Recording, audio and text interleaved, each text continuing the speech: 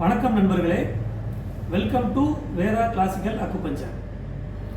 இன்னைக்கு நம்ம என்ன தலைப்பில் பார்க்க போகிறோம் அப்படின்னா, அக்குபஞ்சர் சிகிச்சை எவ்வாறு வேலை செய்கிறது. இந்த கேள்விக்கு விடை தெரிஞ்சாதான் அக்குபஞ்சர் மருத்துவங்கிறது நோய்களை எந்த விதமான நோயினாலும் எப்படி குணப்படுத்துது அப்படிங்கிற ஒரு அடிப்படை புரிதல் நமக்கு கிடைக்கும்.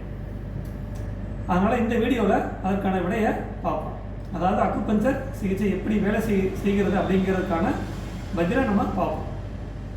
இப்போ மனிதர்களாகிய நாம் இந்த பூமியில் வசிக்கிறோம்.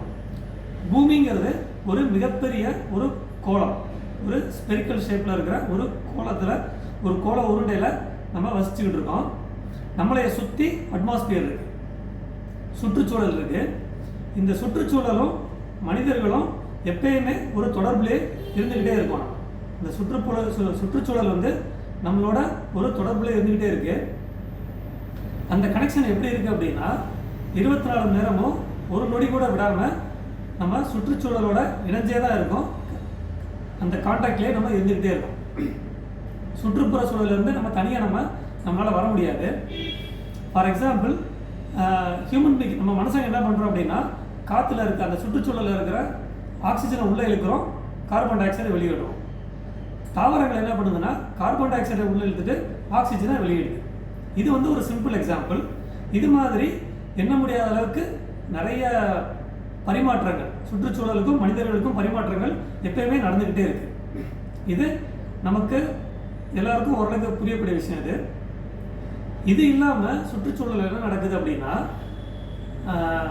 இந்த பிரபஞ்சத்தில் இருக்கிற கோள்கள், எண்ணிலடங்கா கோள்கள்ல இருந்து வர்ற கதிர்வீச்சுக்களும் இந்த பூமி மேலே பட்டுக்கிட்டே இருக்கு. பூமி மேலே படுதுன்னா என்ன அர்த்தம்னா, மனிதர்கள் மேலேயும் சரி, மனிதர்கள் இல்லாமல் எல்லா உயிரினங்கள் மேலேயும் பட்டுக்கிட்டே இருக்கு. அந்த கதிர்வீச்சுக்களையுமே என்ன பண்ணுதுன்னா, நம்ம உடம்பு கிரகிச்சுக்கிட்டே இருக்கு, அப்சர்வ் பண்ணிக்கிட்டே இருக்கு. நொடிக்கு நொடி அப்சர்வ் பண்ணி தன்னை புதுப்பிச்சுக்கிட்டே இருக்கு. நம்ம உடம்பு அதை வச்சு இயங்கிக்கிட்டே இருக்கு. எண்ணற்ற கதிர்வீச்சுகள் அப்படின்னா, அதாவது ஒரே வகையான கதிர்வீச்சுகள் வர்றதே கிடையாது. எக்கச்சக்கமான கதிர்வீச்சுகள் வருது. ஒவ்வொரு அலையும் இன்னொரு அலையிலிருந்து மாறுபட்டு தான் இருக்கு. இப்போ ஒரு அலைக்கதிர்வீச்சு அப்படின்னா அதுக்கு ஒரு பர்டிகுலர் வேவ் லென்த் இருக்கும், ஒரு பர்டிகுலர் ஃப்ரீக்வன்சி இருக்கும். வேவ் லென்த்துங்கிறது அலை நீளம், ஃப்ரீக்வன்சிங்கிறது அதிர்வெண். இது மாதிரி எண்ண முடியாத அளவுக்கு அலை நீளமும் அதிர்வெண்ணும் உடைய அந்த அலைக்கதிர்கள் பூமி மேலே பட்டுக்கிட்டே இருக்கு. அதை நம்ம உடம்பு கிரகிச்சு நம்ம உடம்புல இருக்கிற உறுப்புகள் இயங்குறதுக்கு தேவையான சக்தியை அது மூலமாக ரிசீவ் பண்ணிக்கிட்டே இருக்கு. இப்போ எப்போ நமக்கு நோய்வாய்ப்படுறோம் அப்படின்னா, ஒரு உடம்புல இருக்கிற ஒரு ஆர்கன், ஒரு உறுப்பு அந்த கதிர்வீச்சுக்களை தனக்கு தேவையான அலைக்கதிர்வீச்சை இழுக்க முடியாமல் போகுதோ, அல்லது அந்த அலைக்கதிர்வீச்சு அலைக்கதிர்களுக்கும் நம்ம உடம்புக்கு உள்ள கான்டாக்ட் டிஸ்கனெக்ட் ஆகும்போதோ அல்லது குறையும் போதோ என்ன ஆகுது அப்படின்னா, அந்த உறுப்புகளுக்கு போகிற எனர்ஜி வேவ்ஸ் குறையுது. அந்த உறுப்பு காலப்போக்கில் நோய்வாய்ப்பட ஆரம்பிக்குது. ஒவ்வொரு உறுப்பும் தனக்கு வேண்டிய அலைக்கதிர்களை தனக்கு என்ன அலைநீளத்தில் என்ன ஃப்ரீக்குவென்சியில் ஒரு எனர்ஜி வேவ்ஸ் வேணுமோ அதை தானே கிரகிச்சுக்கும். அந்த கான்சியஸ்னஸ் நம்மளோட உடம்புக்கும் அந்த உடம்புல இருக்கிற உறுப்புகளுக்கும் இருக்குது. இப்போ அக்குபஞ்சர் சிகிச்சையில் என்ன பண்ணுறோம் அப்படின்னா, உடம்புல எந்த புள்ளியில் அந்த கான்டாக்ட்,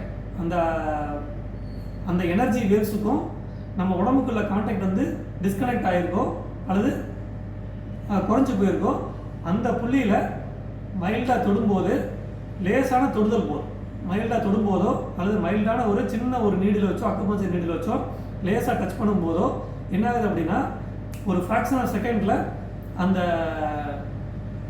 அலைக்கதிர்களுக்கும் நம்ம உடம்புக்குள்ள கனெக்ஷன் திருப்பியும் ஓட ஆரம்பிக்கும். விறுவிறுன்னு அந்த அலைகள் நம்ம உடம்புக்குள்ள ஓட ஆரம்பிக்குது. அந்த கனெக்ஷன் ரீஸ்டோர் ஆகுது.